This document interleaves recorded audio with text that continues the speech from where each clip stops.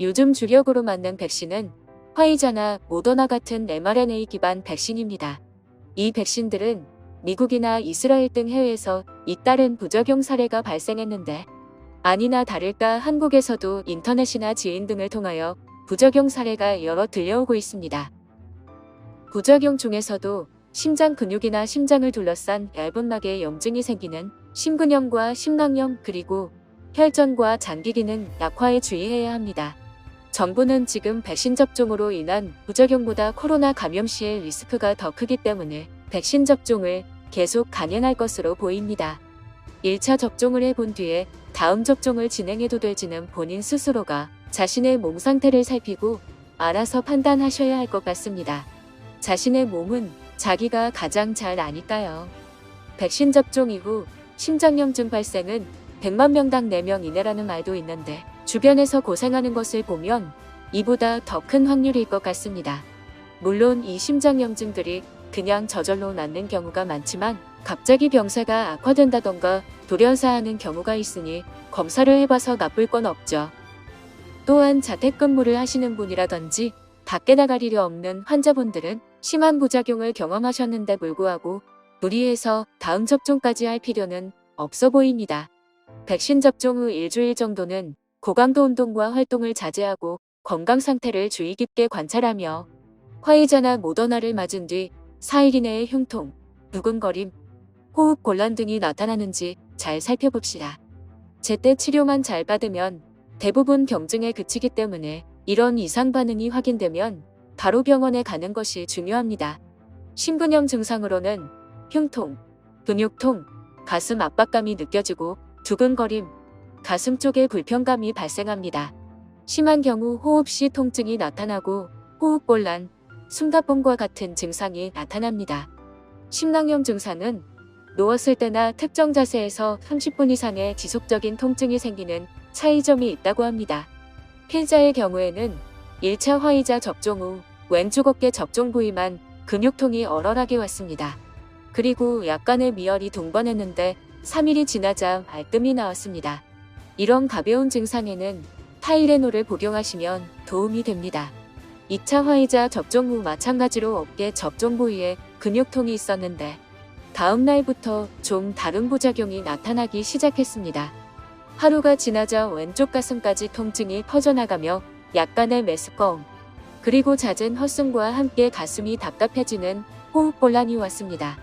다음 날에는 심장 부위에 바늘로 콕콕 찌르는 듯한 통증이 왔으며 이때부터 이부프로펜을 복용하기 시작했습니다. 그리고 일주일이 더 지나서 다른 부위의 부작용은 모두 사라졌지만 심장에는 여전히 콕콕 찌르는 통증이 지속되었습니다. 이부프로펜을 한 달 반 정도 복용한 뒤에야 심장의 통증이 서서히 줄어들기 시작하는 중입니다. 지인 A의 경우에는 1차 때 다리에 멍이 들었고 2차 때 전신 근육통이 생기며 소화기관이 약화되어 살까지 급격히 빠지는 바람에 병원에서 며칠간 입원했다고 합니다. 진통소염제와 장운동을 활발하게 해주는 약을 처방받아서 복용 중이라고 하네요. 또 다른 지인 B의 경우 1차에 아무렇지도 않다가 2차 접종 후 몸살 감기처럼 고열, 오한이 나고 전신 근육통이 있었다고 합니다. 약국에서 타이레놀, 감기약, 근육이완제까지 복용하고 괜찮아졌다 합니다. 다른 분의 돌연사 사례를 들어보자면 C씨는 아스트라제네카 백신 1차 접종 후 메스꺼움, 두통, 오한을 겪었고 타이레놀을 복용했습니다. 이후 증세가 호전되었으나 다시 다리 저림과 가슴 통증의 증세를 보였습니다. 그러던 중 약 2주 후 길에서 쓰러졌고 심폐소생술을 받으며 병원으로 이송되었습니다. 혈전이 발생해 혈관이 협착되었고 수술 후 심정지 증상은 개선되었으나 안타깝게도 심장 기능을 완전히 회복하지 못하고 4일 후 사망하셨습니다. D씨는 화이자 백신 2차 접종 후 근육통과 관절통이 심해서 약을 먹으며 며칠간 고생하다 병원을 찾았고 병원에서 백신 부작용 소견으로 대학병원에 갔으나 치료 중 급성으로 다발성 장기 손상이 와서 의사분이 미처 손도 써보지 못하고 접종 26일 만에 사망할 사례가 있습니다. 위의 사례들로 미루어 보면 어깨 통증이나 미열을 제외한 위험한 증상들이 보이면 병원을 꼭 가보셔야 좋고 입원하신 환자의 보호자분은 환자를 잘 지켜보고 있다가 조금이라도 더 악화된다 싶을 때마다 의사 선생님을 부르셔야 합니다. 정리하자면 익히 알려진 근육통과 미열에는 타이레놀을 복용하시고 심장 부근에 통증이 느껴지신다면 이부프로펜 등의 진통소염제를 복용하시면 됩니다. 물론 병원에서 검사를 받아보셔야 하고요. 그리고 평소에 비타민C와 비타민 D 그리고 오메가3를 드시는 게 도움이 된다고 합니다. 마지막으로 의료기관 의사가 예방접종 후 이상 반응 신고를 한 경우 의료비 지원 신청이 가능합니다.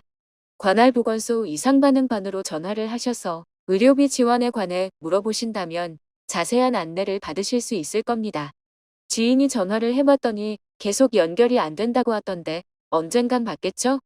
받아주세요.